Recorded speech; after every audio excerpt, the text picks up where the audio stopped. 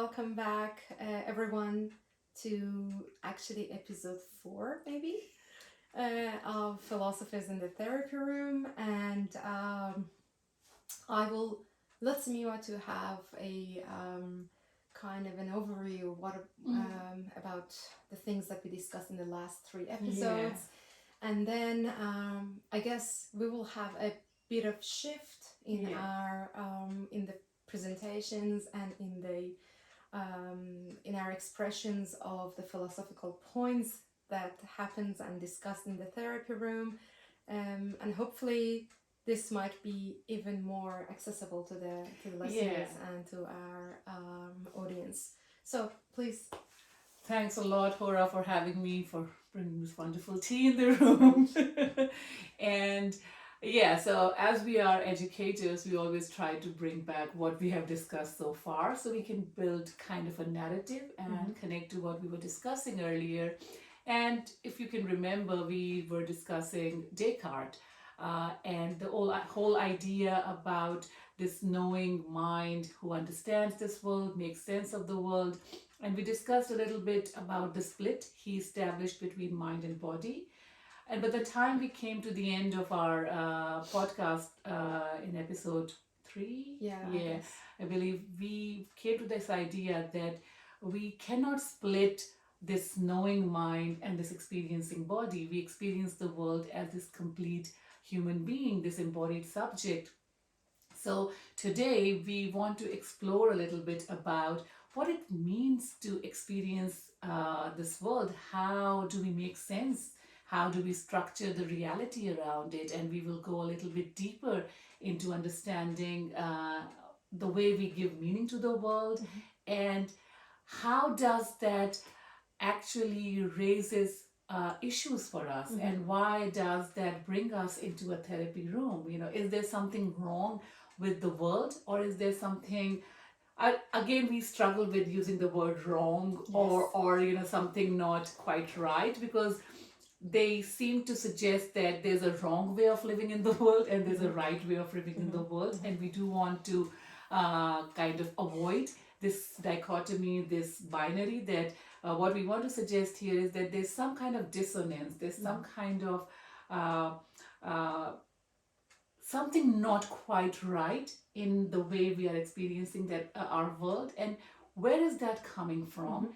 And how can a philosophical counselor, or once you come into this room, a bit of a discussion about the way we understand and structure our world will help us lead on a shift and take us to a shift towards making a better sense of our world and building a better way of addressing and engaging with our world. So that's somewhere we wanted to go in today's session. So I'll take it back to Hora. Okay. So thanks, Sameema, for give us this like a backstory of where are we sitting. So this is the scene that we have said, and you have said. Thank you so much. So let me start with something that we normally face in our therapy room, with a couple of scenarios that I actually get engaged recently, actually more than of my often stories that I see in my clients. So imagine that we have a client, a lady coming to the therapy room, and they are talking about challenges of being a mother of high need child. A child that actually is, I just give some examples that our audience understand that what type of need that we are discussing here. Imagine that we are having a kid on a spectrum, ASD level 2, level 3, so with some cognitive disabilities and issues, and some, when we talk about autism, we talk about lots of emotional dysregulation. So this really changes the whole idea of me being a mother of a child. Imagine that child is now in her teenage time or in their teenage period. So you expect a kind of a relationship with this child. Either it's a mother daughter, or either is a mother son. But you have something in your mind that this should be a standard for me of relationship between me and my child and my teenage child. And but something is not working here. This is not something that you were up to it. You are surprised, first of all, having such high need kid. But on a second level, you were surprised that, or you were expecting to have a certain relationship, at least in certain age, with this kid. But again, this one is not happening. So this is not a scenario you're playing. So it's a very confusing position to be, and normally these clients come with this confusion. But confusion is not a empty emotion. Confusion, it's a mood, it's a state. So you are confused, you cannot totally understand what's happening. But more than that, when you face this not being reasonable, you become angry. That why this is not the thing that I'm supposed to play. Why this? Why there's something wrong with this script? I'm supposed to act this way because that is what I call mother-child relationship, mother-kid relationship. Why is so different?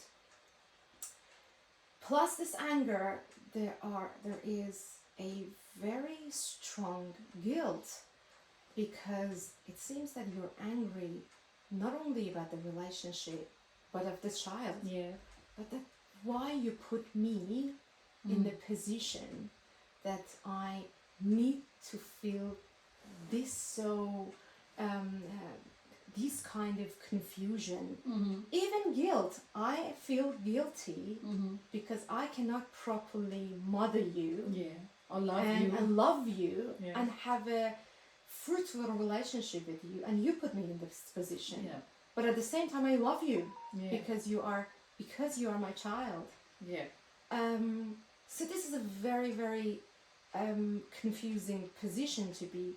Anger, guilt, sadness. You feel pity about your child. That this child does not get something that normal people will get from this world.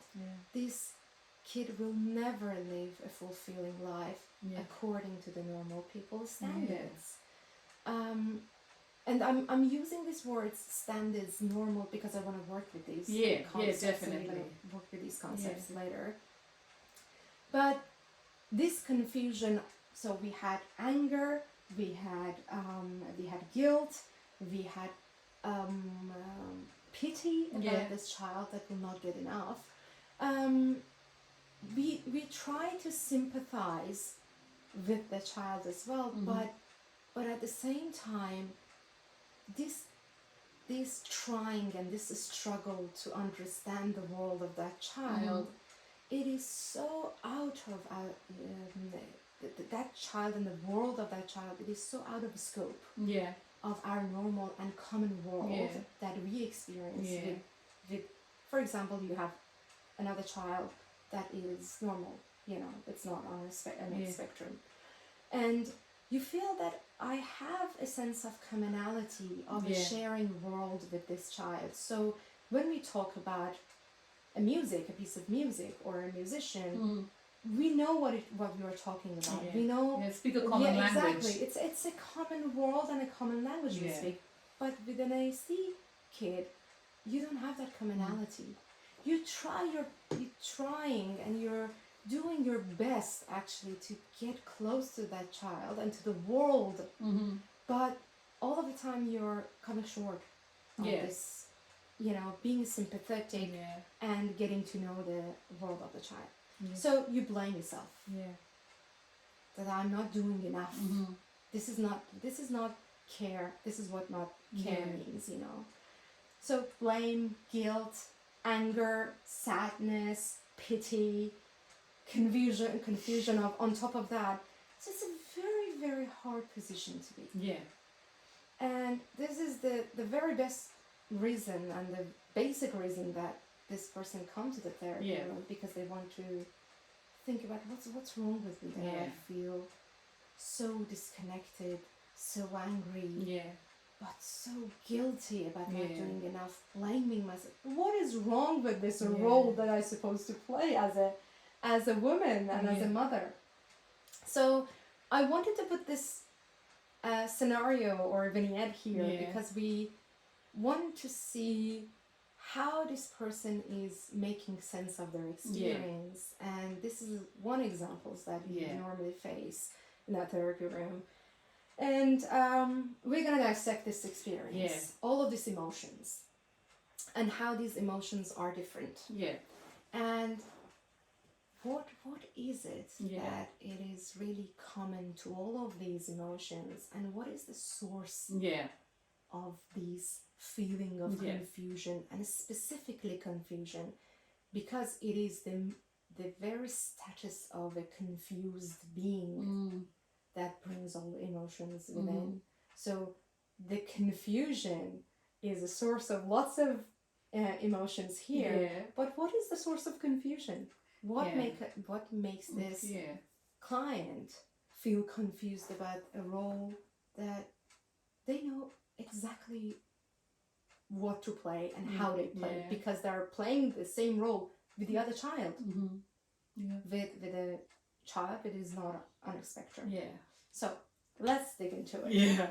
So I was thinking that, when we look at this example, and if you talk to any person who knows that mother in the story, and a clear disclaimer, we are not actually referring to any existing client. It's a scenario we built based on the clients we see, and it's something that many of you might have experienced. So it's not about anyone in particular, but a couple of things we picked from different clients. So if you talk to anyone in their circle, why is this person so worried, the common response, or why is this person in this state, what is the reason for their misery, or what the source of their misery, the answer would be that the child is unwell, their life is too much challenging, they cannot live a normal, happy, healthy life. And so the source is this situation. And the source is basically their world is really, they didn't get a fair share, they didn't get the right thing handed to them, and that's what is causing them their misery. What we are trying to talk here about is that they got something, however that is not the source of their misery. That is part of their problem, that is playing an important role in their experience, but that is not actually the source of their misery. And let's be very honest and clear, we're not saying that their problem is not real, their challenges are not real, their difficulty is not important, none of that. What we are saying here is that actually the source of their confusion is not because the child is unwell or the child is not as per the normal standards. The source is a little Something bit else. deeper than that. And the child's situation is a key element in making them miserable, but that's not the source. So we will go to the source as we actually unpack this experience. And I just wanted to add something to this, Sameema, that why we are not happy with sticking to letting know, or just knowing the situation as the source of the misery. This is not something that you can get in a therapy room that they do CBT or DBT, or emotion focused.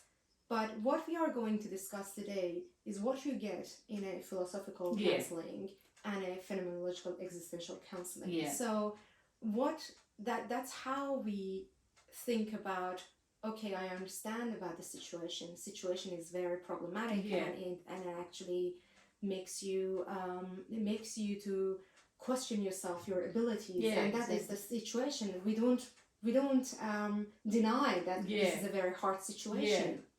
And this is not a somehow common. Some people will say this is not a common situation, or this is not a common motherhood. Yeah. So we believe that situation is problematic, but as a philosophical counselor, we're gonna go dig a bit deeper, because we believe that something else make this situation, as we called or as we know it, miserable. Yeah. The situation by itself is a situation. Yeah, exactly. The how we call it Exactly. does not come with the situation. Exactly. It's our experience of that situation. Yeah. So what is it that our experience of that situation makes us feel miserable? Yeah. So situation is not miserable. Yeah, exactly. Situation is just a fact. Situation is the fact. Exactly. It's there. Certain data, certain information, that these are the facts. Yeah. And these are the reality that we are working with. Yeah. But then why same reality is not miserable for someone else, but it's miserable for me? Yeah. But it's why the very same situation is not as miserable as I feel for the father of that child. Yeah. Yeah. Why they have a different relationship to that? It's the same situation. Yeah. Then why we feel different, or the severity of this feeling miserable is different from me and the dad. Yeah. So there's something else here at play. Yeah. And we're gonna discuss it today. Yeah. Yeah. Yeah. Okay. So, I mean, I think maybe we can here begin with the idea of, how are we trained to look at our lives in this world? This is something that we all grow up with, and there's this very good videos you can find online. Yes, yeah. And I guess we can put the links to that there. videos. Yeah. That we all kind of begin our life with some sort of a script, and depending upon the culture you live, the time you live, your gender, a lot of other things, culture. So you can have like different scripts, but you believe that your life would go in a particular way. I mean, I remember a few nights ago, my 15-year-old was saying that I have wasted my life so far. What have I there to show for? So I was like feeling, okay, so he believed that by the age of 15, he's supposed to get something. Yeah. He should have something to show for. And I just laughed at it, and I told him, like, imagine I'm 40, how I feel. I have nothing to show for. But we begin with these scripts, and we have this idea that we will have this normal childhood. Parents are loving me. But there should be some trauma. Yes. Otherwise, how would you write your essays in future? Because if you have too good a childhood, that's also not good. Yeah. When you grow up, you should say that Mom, when you did that to me, that was really deeply traumatic. So so it should have a mix of both good and bad, but it should be fairly a good childhood. You get a good education, you might excel in this field or that field, whatever be your idea. You might be too, academically inclined or sports-wise good, or in any other trade. And then you achieve something, you find some life partner, you have a family. The script can change based on a lot of things. You might feel like, no, I'm a rebel, I will never have a family like that, I will have a commune. But rebel toward what? A script. Exactly. So the script is all the time. Yes, the basic script is there. I think Foucault said that, even the rebel is defined by the boundaries, because here we draw the boundary, so we defined you are a rebel because you are outside the boundary. So the rebel is also defined by the boundary.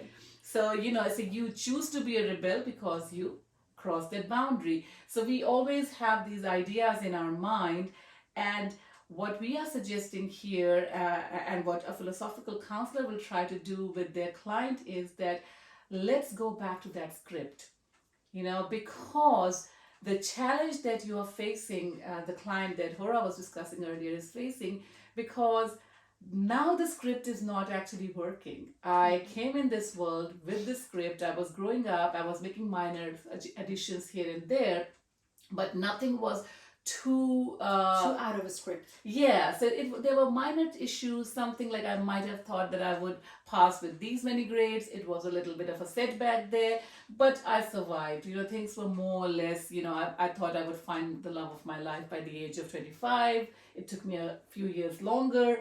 Whatever it is, the script was working. But then all of a sudden, I imagined having this perfect child or near perfect child or child with some flaws that I could fix, and then I would create this great human being.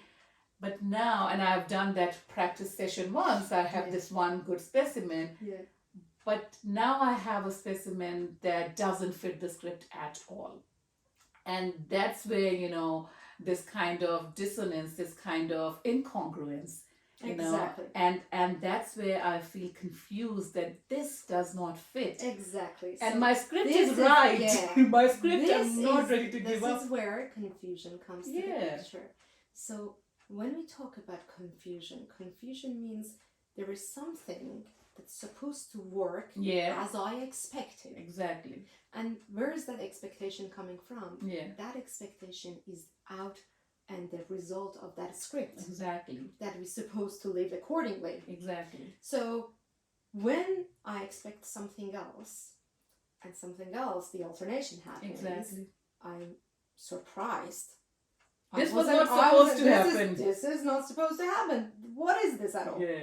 So then when it goes for a long time, this surprise, it's not a moment, but actually becomes your status.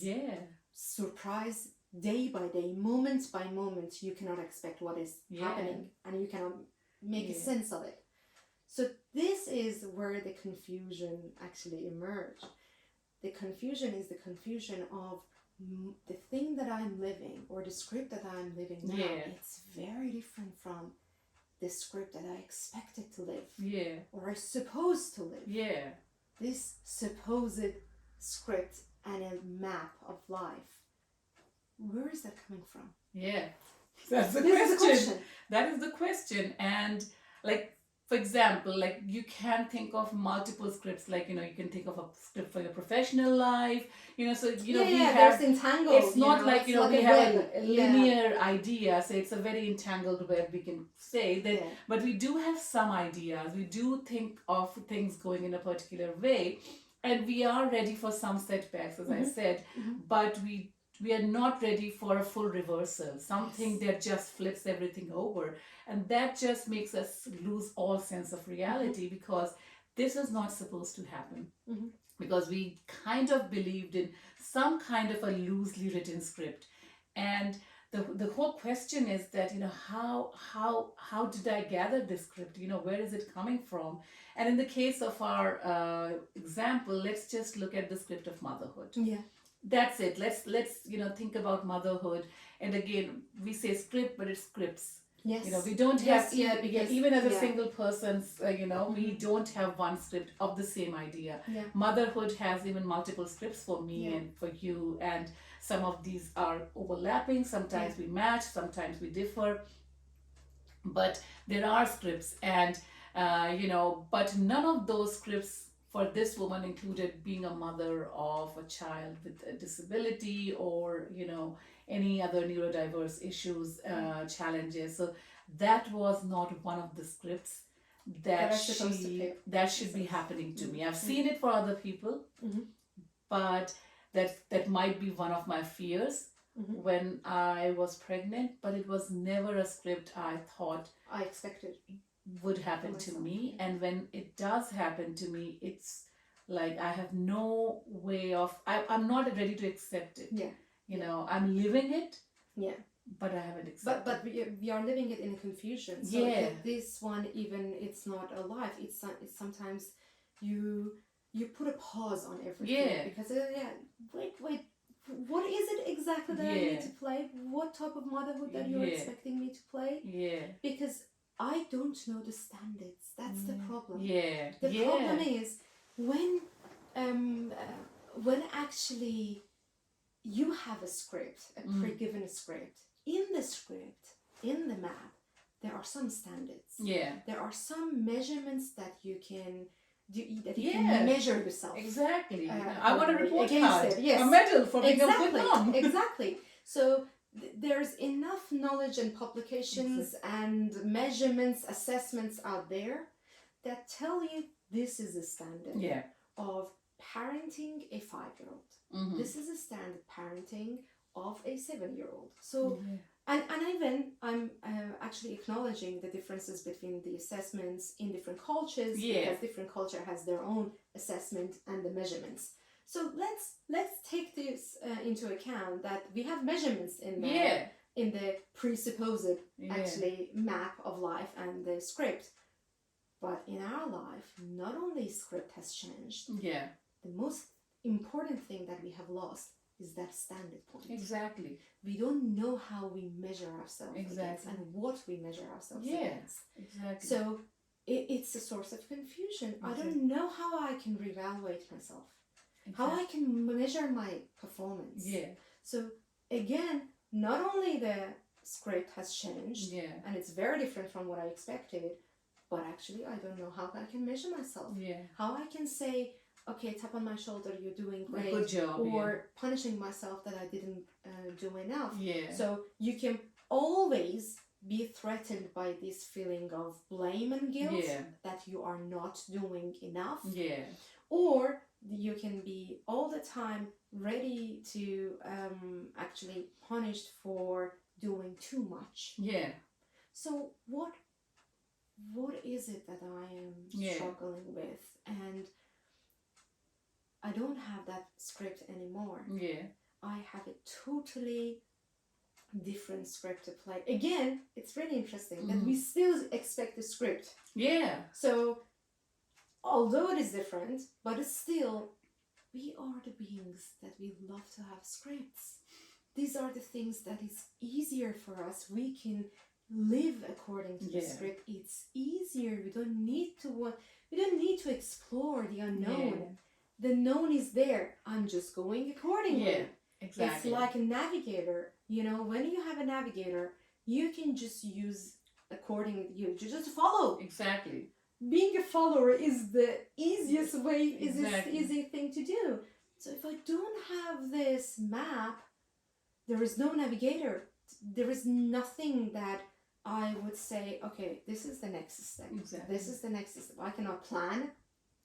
I cannot wish properly. Yeah. I cannot set any limits for myself in terms of this is the things that I need to reach at certain point of time.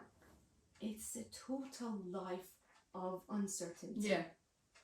So script is gone. Standards that I need to measure myself against, gone. What am I doing now? Yeah. It's confusion. Yeah. It's a total absurd moment as a mother. Yeah. And that is enough for mental breakdown as a mother. Yeah. I don't know if it was your Freudian slip or that you were going to actually lead us to the philosopher we were discussing, but the word you brought in, absurd. Absurd, yes. Was it a slip or did you actually... No, actually I wanted to put this word here because we're going to work on that. Mm-hmm. But let's, Sameema, before moving to that, the idea of meaning making, let's talk more about the script. Where is script coming from? Yeah. I've also wanted to touch upon the idea when you were saying that for a normal motherhood, there's a script, there are standards. However, it's also important to remember that the standards are never enough. Like as normal mothers, we all know that we are never sure are we doing right, and so we are always comparing us. However, it's still enough to give us some sense, so we know we are failing here. They're not getting enough fruit and veg maybe, but they're getting enough play outside. Screen time.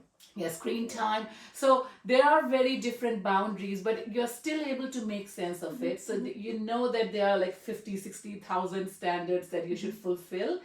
And you know every day that you see the mothers on Instagram and everywhere that seem to be ticking all the boxes, and you are not. But you're still able to stay within the range. And that's how you know that you're doing. It gives you a place to move. Yeah, exactly. Yeah. So you know you are still within the range of good motherhood, and it makes you it helps you make sense of what's going on. And so that's the thing about the normal motherhood. And so we're not saying that anyone has figured it out fully, even if they don't have anything that seems to be totally out of place. You know, things that seem to be totally in place are also confusing. Yes. Everyone has confusion in their life, but right now we're talking about things that seem to just flip everything over, and we are just focusing on one example. So but as we were saying, that in our example, the whole idea of motherhood is fully shattered because the child that I've got here does not fit the script. Does not fit the script of a normal child and a normal mother-child relationship or a sibling relationship. None of those things are actually working for me. Affected the whole idea of relationship. With the child. And the biggest part, I think, that makes it really challenging is that for some reason, the way we are hardwired, or whatever you want to call it, is that we are too closely attached to the script, as if it is like a pre-given, fully foolproof, objective. Yes. We take it into account as an objective truth. Yeah, the way laws of physics work. Yeah, exactly. You know, if I, drop this piece of paper, it will fall to the ground. That's how gravity works. The same way, that's how life should work. You are a human being. You, you need to progress in a particular way. You need to feel happy. You need to feel connection. You need to feel love for your child. As a mother, you should always be a nurturer. You will always be like mother's instinct. A parent cannot be wrong. So all those things are somehow the way the laws of nature are, the laws of physics are, and so the script cannot be wrong. And if that is the case, why is the script not working for me? So it's not so much about, as if I have chosen the script for me. It feels like that the script is real. The script is there. It's fixed. It's correct. It's actually taken into account all of the possibilities, probably. When we talk about the range, say like, okay, the person who wrote this script, probably that they've taken into account all of the possibilities around this in this very moment of time. So we really believe on the script. We believe in that script. And I don't know, a person who wrote the script, or someone that set more than person, we believe that this is the kind of blueprint for humanity. Exactly. It's hardwired within our bodies and our brains, and this is how human beings should be. And I think probably that's why we have so much effort to kind of with all the eugenics and everything to kind of find that normal good human being, because there is this perfect kind of human being, and if you get to that perfect human being, then you can have this perfect life. So we are kind of hardwired to be like, we do believe that we have this ingrained within us, something that is supposed to be the right way our lives should go. And if our life is not going on that path, any deviation is something we are not able to make sense of. It is totally out of like human range, you might even say. And sometimes those deviations are the source of our misery. So we would blame ourselves that why we deviated from that original plan. And I would love this actually using this word, because it's an original. It's supposed to we're supposed to live originally. So what is original according to that original plan or original script? So when I'm deviating from, or at least my life is deviating from the original, we have different attitudes. People who believe in the plan maker. There's a God. And there's a God. There is a reason for that. either they blame the originator Yeah. who planned the whole thing, that why you planned Yeah. mine very different from the other, Exactly, you know. Yeah. or they submit to that because this is God and I submit to the God. There's another relationship with this original plan maker. We have some people who do not believe in the original plan maker, but still believe in the script. Yeah. So not the maker, but we know that as a natural law, like a natural law, the script is there. So what kind of relationship then, when we deviate from that, what will happen? We're gonna blame ourselves. Yeah. That I did something wrong, that I'm so deviated from this original plan or the script. Yeah. So it's really interesting, the things that, I mean, we relate to the original plan or the script, but we all believe in the script. Yeah, and I was just thinking about, like, you know, if you like go and study biology, how do you look at the life cycle of an animal? We are applying our script to the animal world. You know, for example, it's a bird, they hatch out of their egg, they learn to fly. So they just think of it the way we see our own lives. Then the parents kick them out of the nest, they find their own mate, they have their eggs, they hatch their eggs, they kick them out, they have more eggs, then, you know, this happens, they find a new mate or whatever it is, they mate for life. So we are building the scripts for animal. We build the life cycle of a plant. This is what happens. You know, so we are building script for everything around us, and there's less deviation in the animal world. We do believe that we believe our lives are more complex, but we are script makers, and we believe that as rigidly as animal world and plant world follows its scripts, we do follow the scripts as well. And we do believe... That was great, Sameema. That was great. That this is how we believe that and we are not saying that it's wrong.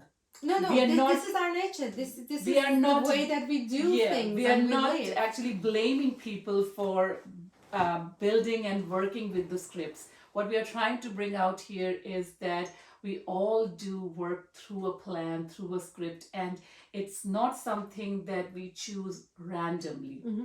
It's something deeply ingrained within us, and we stick to it, we cling to it as if it's predestined, it's predetermined, it's objective, and it's fixed. Yes, and it's fixed. And we are saying that, you know, this clinging to the script is actually the source of our misery, which is very obvious in these cases. However, in any normal case, anyone who doesn't seem to have anything going too off the script, when they come to a room, there's something with the script. Yes. It's always something that our has relationship with the script.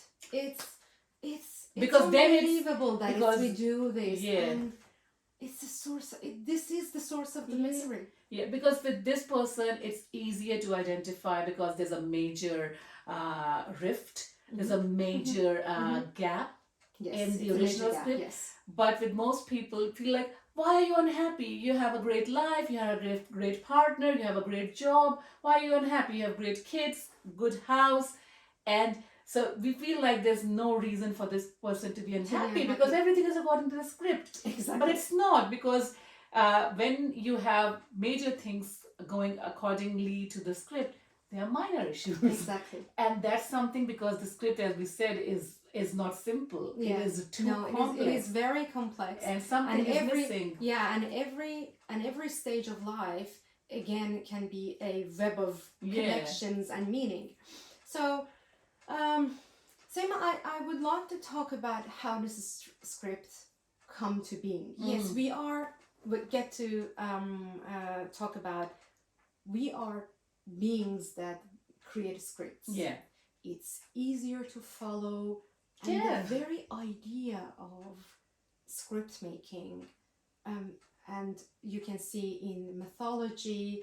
I don't storytellers. blame, and exactly, we are storytellers.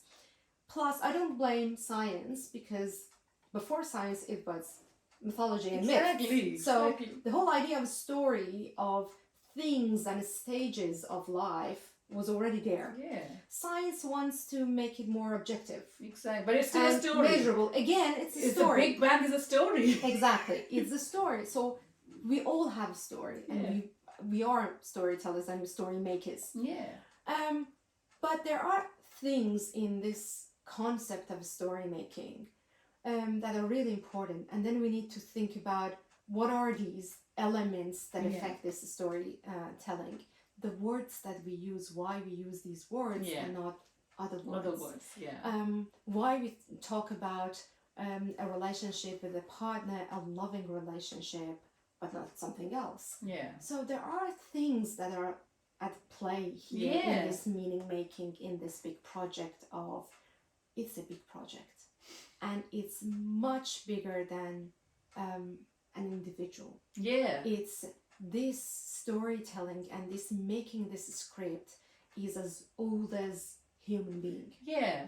And it has its own cultural elements. It has its own chronological elements. Yes, definitely. Historical. Exactly, historical elements, political elements, and I really want to stress on the idea of political here. Yeah. Because not only cultural, we have an understanding of cultural elements of the script, about motherhood, for example. But I want to stress on the idea of political. These how script, politics makes this script is highly and severely political. Deeply political. Very deeply political. Because what is this feeling of happiness? Why should I feel happy all the time? Why? I mean, there are so many other emotions here. Why happiness? Yeah. And why the standard of a good life is a happy life, not a intellectual life, not a confused life. And even with intellectual, it's like, the philosophers who, like Aristotle, he would say that happiness is the ideal, but what is happiness? Rational. But the rationality is happiness. Yes. When we work with the happiness, yes, we all the Greek philosophers, they believe that the very ultimate goal of life is being happy. And then sometimes you have Greek philosophers talking about, okay, so let's talk about the happiness, but what is happiness? It's the removing and the absence of pain. Yeah. So at least I don't want to be in pain. Yeah. I just want to be happy. And if I'm not in pain, then I would call it happy. So there are so many alterations in this idea of happiness. But why happy at all? Yeah, exactly. Why should I be happy at all? Yeah. So, and who decides about happiness as one of the biggest and important, the most important standards of having a good life? So that's why I'm thinking about this script is highly political script. And then very outcome-based script. Our script is very outcome-based. It's a goal-oriented. Yeah. What are you getting script. out of it? Exactly. What can you measure? Yeah, we just follow the path to reach a point. Yeah. This reaching is the most important part of this script. Yeah. So there should be a goal, and normally in the pre-given script, the goals are there. Yeah. At this age, with this range, you need to reach this place or this point. Yeah, like by this age, you should have passed year 10. Exactly. You should have a career by then. You should have found a partner by this or that time. These many kids, everything so many different, ways of measuring that how you are kind of like in my culture, Indian culture, there's this very common, and that's again a very contemporary modern time. Like whenever you have, for example, if someone has one child, it's a boy or a girl, and then they have another one which is of the opposite gender, they say, now your family is complete. Yes. So that's so common because you should have one of each. We have a very standard understanding of family. Yeah, so you have one of each. Yeah, exactly. And what is that coming from? Why we would never really question the idea of concepts that we are working with and we are living with. And all these concepts that belong to the original plan Yeah. are actually politically constructed. Yes. Yeah. Not culturally, because culture is everywhere and we know that. Yeah. But the most important part is that political aspect of this original plan. So we're supposed to reach a goal at a certain time. So this script is cultural, political, historical construct. Yeah. Okay, it's a construct, something that is constructed, that it is made. Yeah. So talking about the people who don't believe in the original plan, because the original plan is given by the holy. I'm not talking about that plan. Yeah. I'm talking about a plan that is the outcome of the historical, political, cultural, anthropological movements. Yeah. Okay. So this script is very goal oriented. Yeah. So, but who set the goals? Yeah. And who sets the ideals to decide, have I achieved the goal?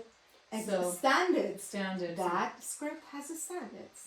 So I guess when we know the script and when we see the deviations, our deviations, or the deviation of my script with from the original script, what would we do with that? Yeah.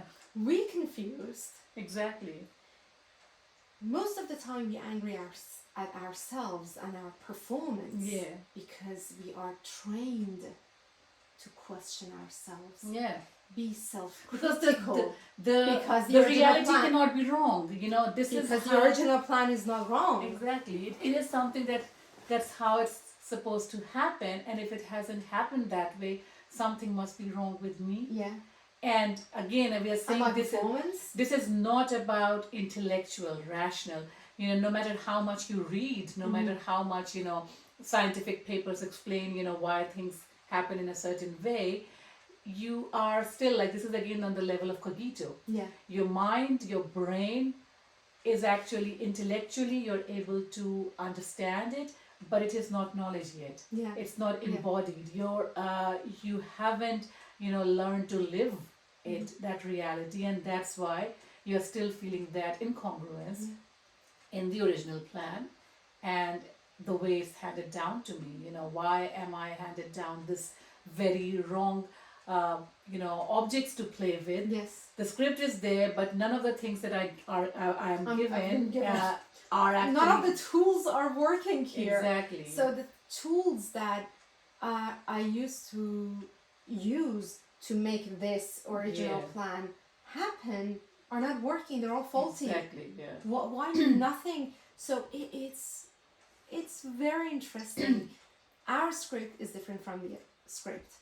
The original script, the things that I have as resources Are not. and the very tools and instruments that I need to make that original plan happen, they're faulty. Yeah. They're not working. My kid goes to school, he doesn't get the same grades as other kids. Yeah. You know, the development, and even with the, you know, the not so good resources, I'm trying to measure me at the old standards. So like if a normal kid develops at this stage, maybe I give a leeway of 4 or 5 years, but this kid should, but I'm still using the same standard because that's the only That's way. the only thing that I understand. And it's not working yet. And I guess one of the things that the script gives us, and it's very important, and I totally understand that is such a calming things to have.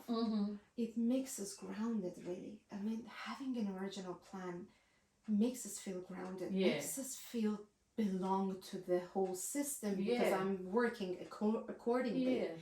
And then the moment that you feel that you are disconnected from this, you feel alone.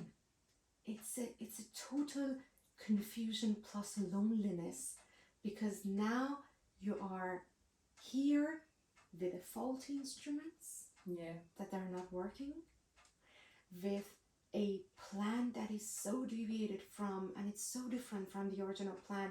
There's a full unknown that you can work it out, and Yeah. you need to work it out, it's a source of misery, it's a source of loneliness, it's a source of anger, aggression, it's a source of self-critical understanding of my performance, it's a source of guilt, sadness, melancholy. So it's very, very complicated. Yeah. And we acknowledge this complex feelings and complex situation to be. So it's a source of feeling this world as a meaningless world. Yeah.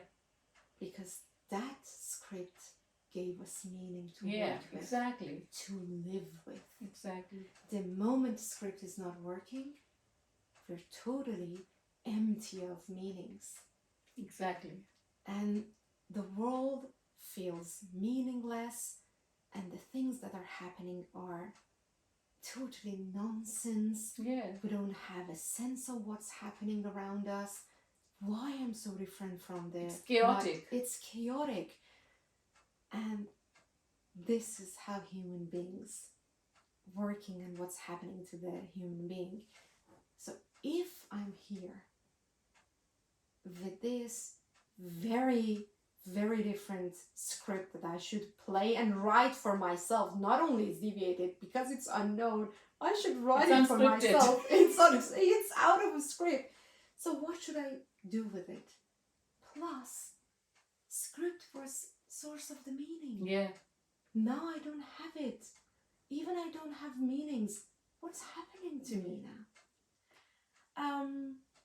Sameema, I just want to pause here because it's very important for us to sink in to this feeling of meaninglessness. Yes. Look, both of us are affected even thinking about it. Yeah. Because it's, I want to put Heidegger here because this feeling of very off plan, it's a source of angst and anxiety. Yeah, exactly. This is a source of the existential source of our anxiety. This is because I don't have meaning. I cannot find the meanings that are working for me because I'm too deviated and different. The script that I'm working with is so different from the original plan that it's a total chaos of meaninglessness. Exactly. So I would love ourselves and our audience to sit with this scenario that we set. And the very idea of what's wrong with me and my plan and my relationship to the plan. And when I have such a client, I see this client within this chaos. Exactly. It's not about that they are struggling with how to manage my everyday life. No. That's there. You know, how to actually balance my responsibility as a mother with a neurodiverse child and neurotypical child, and my work responsibility. They are their everyday struggles, everyday challenges that they would be, managing, and there's no denial that it is a struggle for them to manage their everyday life. But the confusion, their misery is coming from this loss of meaning, this loss of a script, and they are still trying to fill some gaps, trying to apply the old standards to this new situation, but they're not working. It's not working. And it's on an everyday level. So when we're talking about the challenges, it's not that it takes me so long to dress up this child or talk to this child. That's there. But, with each and every failure, they're also feeling the failure and the whole, standard slipping out of their hands. It's just like, the very ground is taken off from your feet. So you are really standing on a eggshell. They call it walking on an eggshell. It is. It is. And it's a very miserable position to be. So I see my client challenging and dealing with this dilemma that it's not that easy. Yeah. So it's not a situation. Exactly. I know the situation is miserable, but for me, your relationship with the situation makes you feel miserable. Exactly. Because situation by itself doesn't have any meaning. Exactly. It is me that giving the meaning. So I want to pause here, and the question that we're gonna start with our next episode would be, what is the remedy for that? Yeah. Can I give any remedy or any suggestion to work with a client dealing with such existential dilemma and problem and an issue? Is there, I'm talking about dilemma, so there is no one answer to that. Yeah. That's why I talked about and I used the word dilemma, because it doesn't have a right answer for that. There is dilemma doesn't have a situation. Philosophical, ethical dilemmas do not have a solution. You can't solve it. It's not a solution. Yeah. So my client comes to me and I see this chaos in their world, and the only thing that I will give them will not be a solution, but it's or gonna be the offer or the suggestion of a new relationship with the whole idea of the original plan. I will ask them, do you think that there is an original plan at all? Exactly. Do you need that original plan? Yeah. So I'm gonna start with these questions. Then we try to figure out a remedy for very specific client that I have, because the remedy is very unique. Yeah. My remedy is different from your remedy. Yeah. We're not talking about science that people can make medications in laboratories for millions of people and hope to work. So a remedy or a healing prescriptions that I'm gonna give to my client with this existential challenges gonna be unique to that person. But we're gonna talk about what type of remedy we are going to discuss. So do you want to add anything to I think we can elaborate a little bit in the next episode on going there, but also thinking about this whole idea of the script is also this which is again going back to a very, very existential term, our relationship with past, present and future, because the whole point of losing a script is that I don't know how to move forward. I don't know what the future of my child will be in this world. Because for my other child, I can see a normal future, what they would do there. I can't see the present with my child. The present is confusing. I'm not sure, because when I'm measuring myself and my child on a scale, I'm building for a future. What kind of world they would live in. And here I have lost all, because I don't know what this human being should look like, because he or she doesn't fit the model of the human being I had. And so it's my whole relationship with my past, my present, my future. Like we are temporal beings, and that's totally collapsed. So that's the whole loss of meaning. It's not just the script. The script is temporal, and I can't make sense of it. So we will explore it in the terms of temporality as well. So I think this is a good point to bring it to an end today, and we will pick it up in our next episode on the idea what type of the remedy we're going to suggest to this client. Exactly. Thank you so much, everyone, for joining us and listening to us. I'm hoping that you could find a sense of commonality with this story, and I guess many of us will. You just need to change the idea of mother to the father, to the sister, to the good boss, or being a good worker. So it's all about this ideal and the original script for that role that we play. And I'm hoping that we can reach somewhere in our next episode that you feel that you reach to a point that you know exactly, or at least somehow, how to work with a life without a script. Yeah, and I think that's a kind of a homework I Yes. would suggest. Yes. That find something in your own world Mm-hmm. that you are quite strongly adhering to a script. Yes. You know, for like I would say for us, but I can also say for myself, it was a script for a particular career. Yeah. We saw it going into a particular direction, and things didn't go that way, and we were so lost. We are still lost. Yes. And we know Very here, bitter, we know, bitter. yeah, and here we know very well that the script was never going to work, but our embodied, But it's still, we were hoping. The hope was there, and and we're thinking, no, we are different. we are unique. We're gonna make it happen. Yeah, and so what is that? and we are still recovering from it. Yeah. We haven't given up the script entirely. No, I guess this is the way that we. Yeah, this is therapy for us. Yes.